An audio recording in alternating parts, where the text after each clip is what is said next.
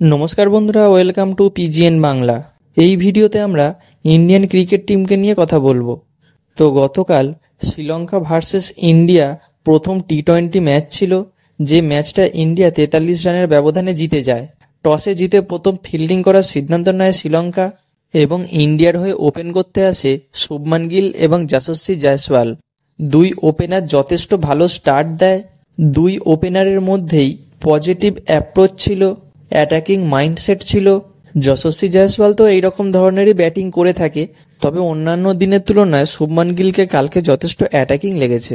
ভারতের দুই ওপেনার মিলে 74 রানের পার্টনারশিপ করে এবং তারা আউট হলে সূর্যকুমার যাদব এবং ঋষভ পান্থ মিলে একই গতিতে রান করতে থাকে। সূর্যকুমার তো তার স্টাইলেই খেলে গেছে, দারুণ খেলেছে।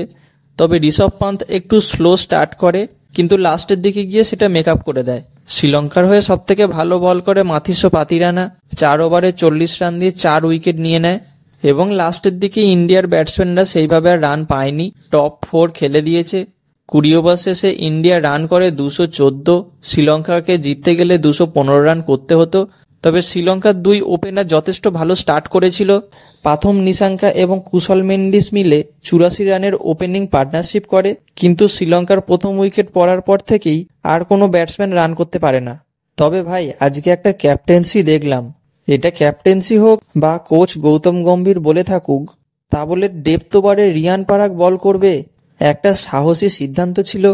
তবে রিয়ান পারাগ যথেষ্ট ভালো বল করে এবং রিয়ান পারাগকে গৌতম গম্ভীর যথেষ্ট ভরসাও করছে। রিঙ্কু সিং এর আগে ব্যাট করতে আসছে, ডেপ্থ ওভারে বোলিং করতে আসছে এবং রিয়ান পারাগের ফিল্ডিংও যথেষ্ট ভালো। রিয়ান পারাগ যদি এইরকম পারফরমেন্স করতে থাকে, তাহলে ওয়াশিংটন সুন্দরের আগে রিয়ান পারাগের চান্স পাকা। তো যাই হোক, শেষ পর্যন্ত শ্রীলঙ্কায় 170 রানে অল উইকেট হয়ে যায় এবং ইন্ডিয়া ম্যাচটা খুব সহজে জিতে যায়।